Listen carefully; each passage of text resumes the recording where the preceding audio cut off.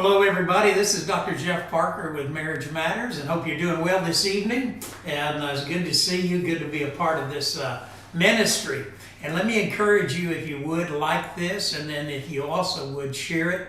And then go to our YouTube channel and subscribe and be a part of that family as well.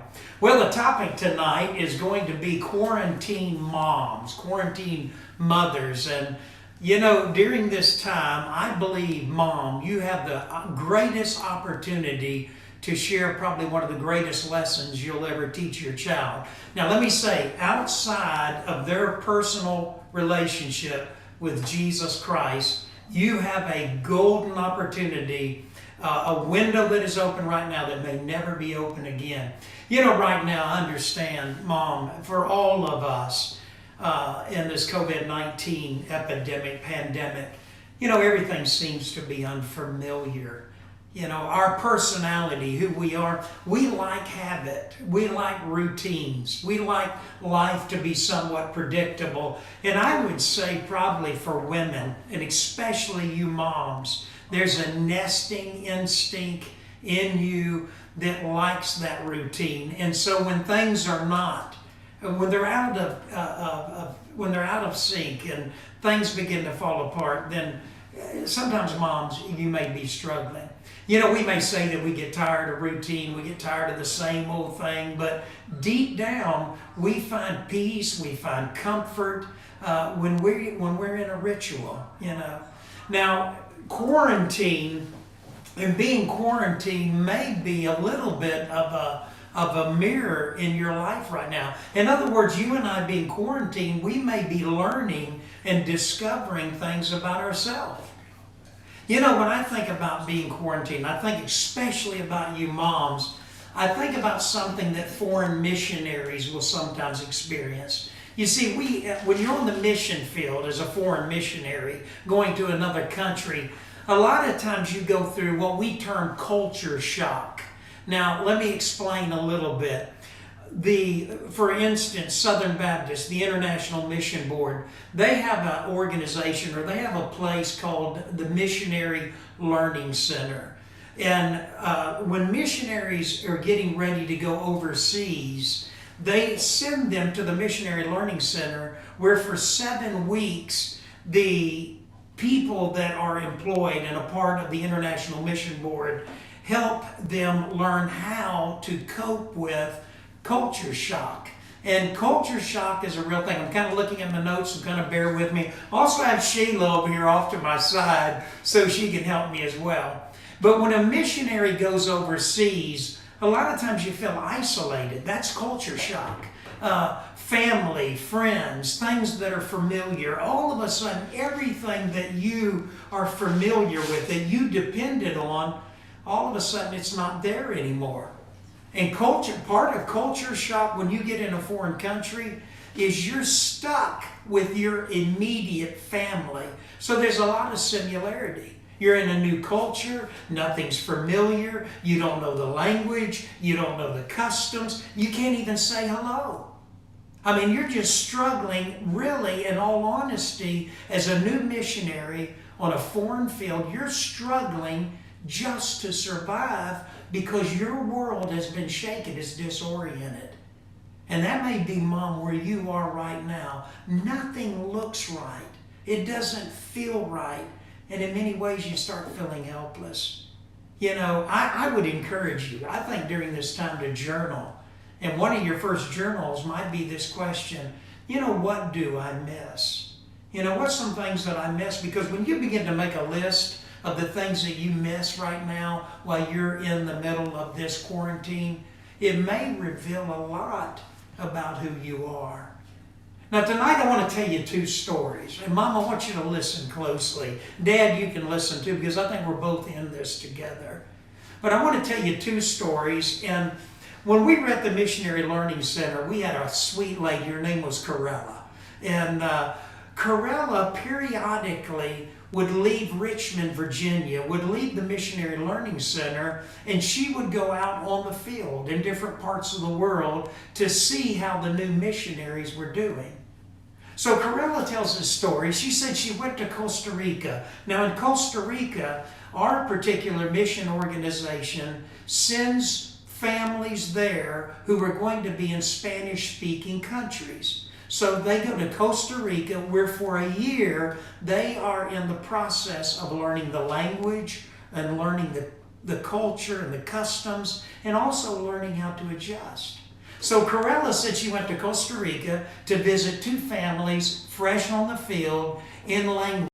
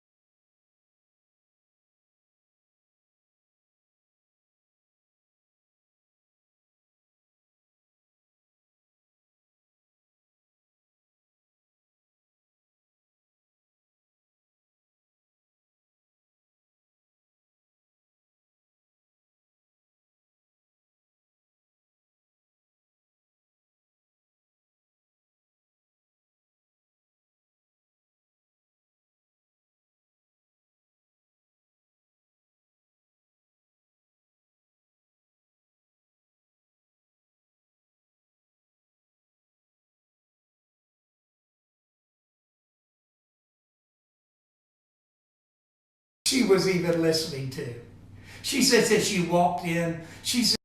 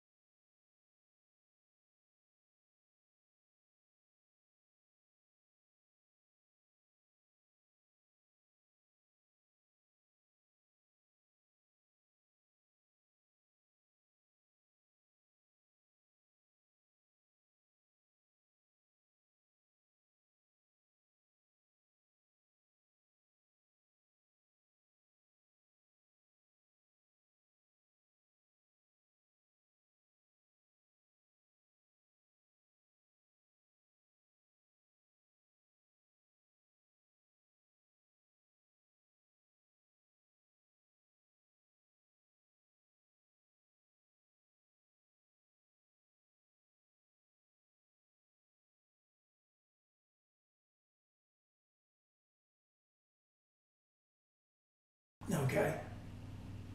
All right, try now. How about that? Can you hear us now? We're still trying to work through. We're doing Boxcast, and we're developing a new technology here. So, we're trying to utilize a new technology. Can you hear me yet? Or are we getting any feedback? Not yet.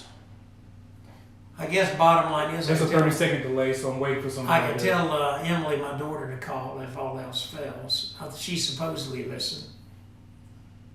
Anybody? There's a delay, so hopefully in the Okay, next well, let me see. Do I go back or do I continue to I would say ad lib? I would say go back. Just a couple of steps back. Just to make Okay. sure. At this, let's see. Hold on, I'm waiting to see if anybody's gonna. We may have to come back and FaceTime the old-fashioned way. There is a delay of about 20 seconds. Let me know if you. Okay, well, we just ran into a technical problem. Still working out the kinks. We have used a new technology, Boxcast. Okay, now. Are we working? Yeah. Are we on? Do I go back? You want me to go I back? say kind of just start back after the story. Let me go back then real quickly. Basically what I've been talking about to moms is when you're quarantined and you feel like you're in a place that is very unfamiliar, foreign to you. In a lot of ways, you're going through what missionaries go through. We call it culture shock, where a missionary is in a foreign field, in a new environment. They don't know the language, they don't know the culture, they don't know how to say hello, they don't know how to buy, do anything, don't know how to get around in the market. Their lives are very, and also foreign missionaries, when they go to a new field, they feel like they're a prisoner with their immediate family. Now, I went on to say that we had an individual, we go to the Missionary Learning Center, and I'm just kind of trying to backtrack and catch up. Culture shock. But the Missionary Learning Center is where missionaries go for 7 weeks outside of Richmond to be trained and prepared in how to deal with culture shock. And we have a lady there, her name is Corella, really precious lady, who would periodically leave Richmond and go to different parts of the world to check on these new missionaries. And I may be repeating myself, but that's all right. Anyway, Corella tells about going to the Spanish-speaking language school in Costa Rica, where 2 new families had just been placed there. They had only been there for a short time. And Corella said when she went to this first home, she said when she walked up to it, it was dark, windows, the curtains were closed, windows were not open. It was just a dark environment. She said she walked to the door, this wife, this mother, new missionary comes to the door. She looks visibly depressed, visibly under major culture shock. She said, but as she looked around, nothing had been done in the house. The mother had not taken any ownership in the house. It was dark, it was dismal, the kids looked depressed, the husband was depressed, nothing was cooking. She said, in fact, the home was not even clean. And she went on to make this statement. She said, this first home, this wife, this mom, rather than rising above the situation, had become a prisoner to her emotions. She had, rather than being a victor and having a positive attitude, she basically had given into her emotions. And because of that, her home reflected it. She then left that home and she went to a second home. And again, she walks up to the door. She says the windows are open, the curtains are open, this Spanish music is playing, and she walks up to the door. This woman comes to the door, smile on her face, greets her. Corella says as she goes into this home, she looks, and this wife, this mom, has gone to the local market, purchased local artwork, put it around on the walls. She was in there cooking, a meal, and she laughed and said, I don't really understand or have any idea what I'm cooking. I'm trying to learn some Mexican dishes.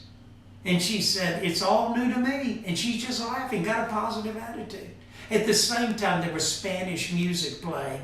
And she looked at Corella and she kind of did her arms up. She said, I don't have any idea what I'm listening to, but I'm trying to learn the language. Corella said as she watched this wife and mom, as she sat there enveloped into this warm, loving atmosphere, Corella said, I knew she would make it. I knew this family would make it. She went on to make this statement.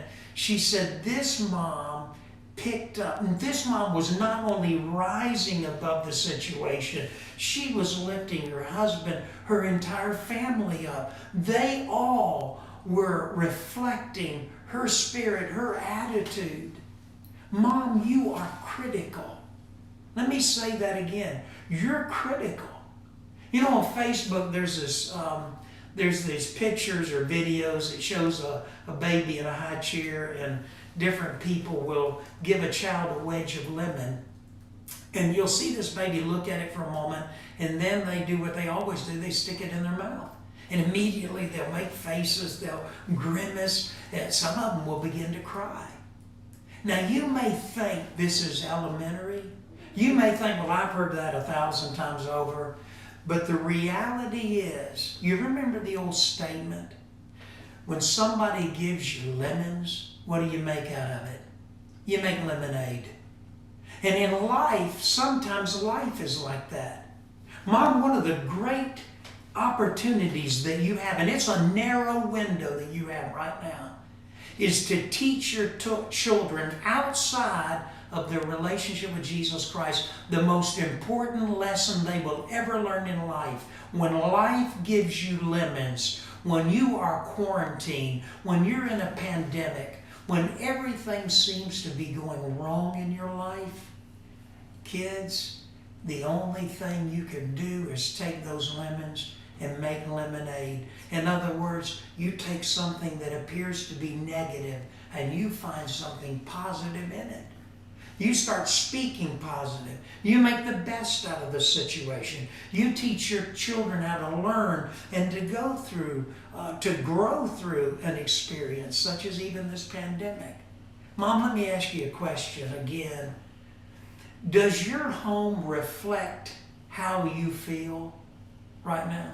Does your home right now reflect how you feel, or does your home reflect how you want to feel?